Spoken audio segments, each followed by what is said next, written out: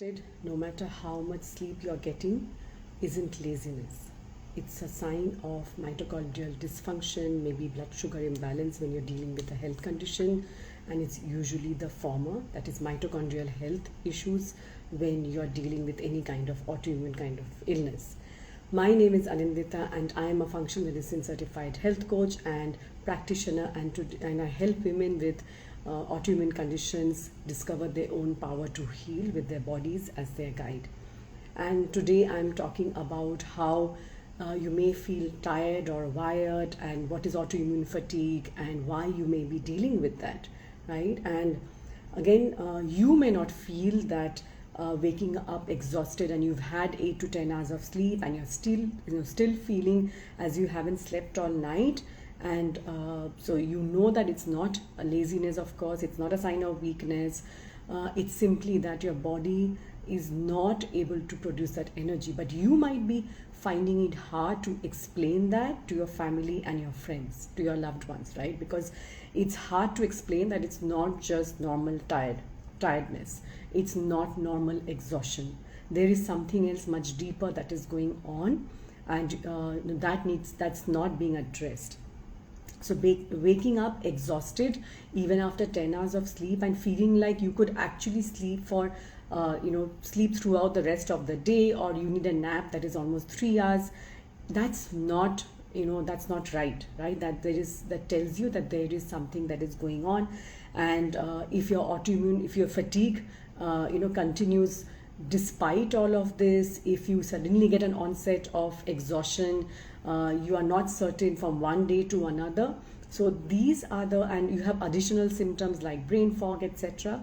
These are all signs that your body is struggling to make enough energy, enough ATP, and that is usually the reason is that there is some issue with mitochondrial health. There is some kind of dysfunction, and that is still not being addressed. It's not being addressed with your medications, it's not being addressed with your supplements, and that's the problem. So it's not laziness, it's not a sign of weakness of with regards to your body feeling exhausted after 10 hours of sleep and feeling like you could sleep the rest of the day is a sign that you need to pay attention to rather than feeling guilty about.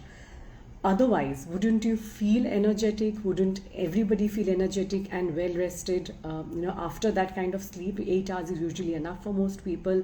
Wouldn't you would make plans with your friends and family, right, to go out, to socialize, to go for a meal, but maybe you need to cancel plans, cancel these kind of plans, or not make plans in the first place, because your life is so uncertain right now, right? You don't know from one day to another what kind of energy levels you might have, what kind of symptoms might just crop up. This whole uncertainty makes life so hard, right? So that's something that is actually quite common with for people with chronic conditions, especially in the case of autoimmune disease, where, as I've been talking about, mitochondrial health plays a big role in this. Mitochondria is the powerhouse in your cell. It's a place where energy is produced. But I am not talking so much about the mitochondrial health per se, than about some of the things that you can do so that you can make sense of this kind of fatigue, right? So that's what I'm talking about. So that you don't need to sleep the rest of the day, even after you have tried to get as much rest as you want.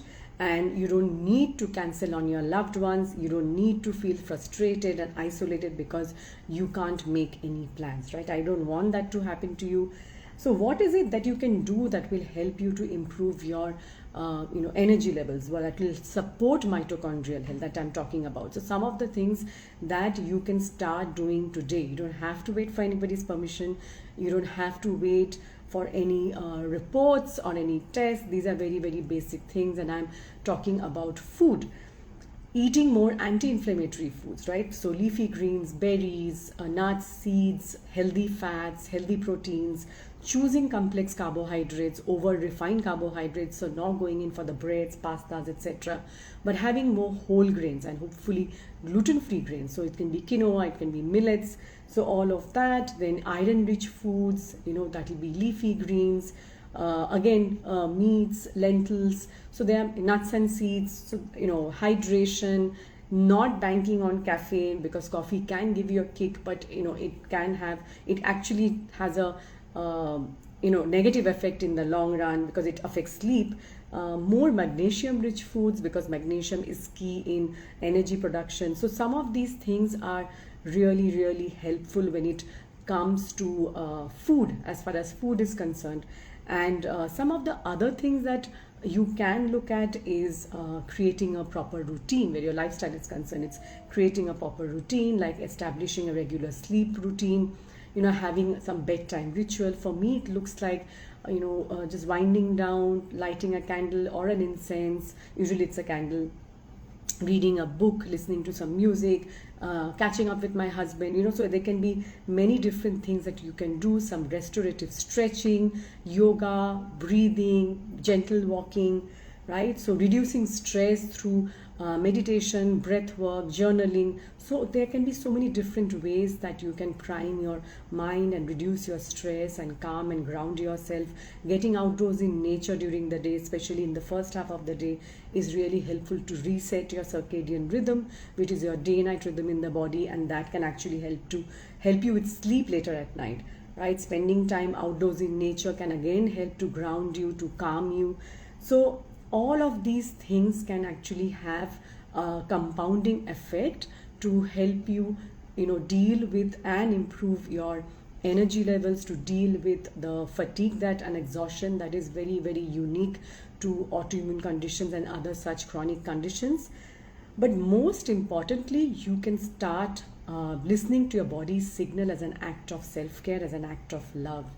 So rather than feeling, if at all you're feeling that way, rather than feeling that taking rest is a kind of a sign of weakness, or maybe trying to explain that to others, if you understand what is going on and all of these is what needs to be done, and you start seeing the results, as my clients do for those who work with me, we work on all of these factors and they start seeing the results, they start seeing the energy levels improve, it becomes much easier for others to understand that this was what was going on all along, right? This is the reason that when you had to take nap, a long nap during the day, even after you woke up, so late in the morning, or you're in bed the whole day, there was it. And when you look fine, right? That's another thing about autoimmune conditions. It's an invisible illness.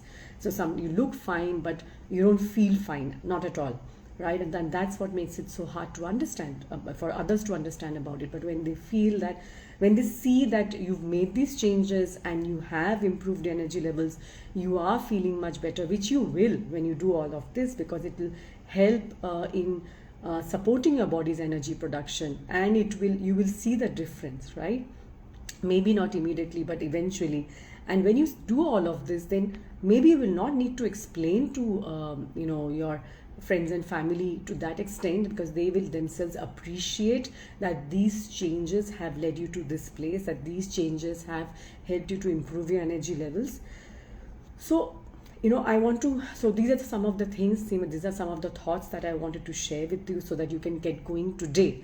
You don't have to wait, as I said, you don't have to wait for anybody's permission, you don't have to wait for anything else to happen. You can start these in small bite-sized pieces right today. So if you don't have a lot of energy, that's okay too. You can start with a 5-minute walk, 15-minute stretch, those kind of things. You can start where you are right now.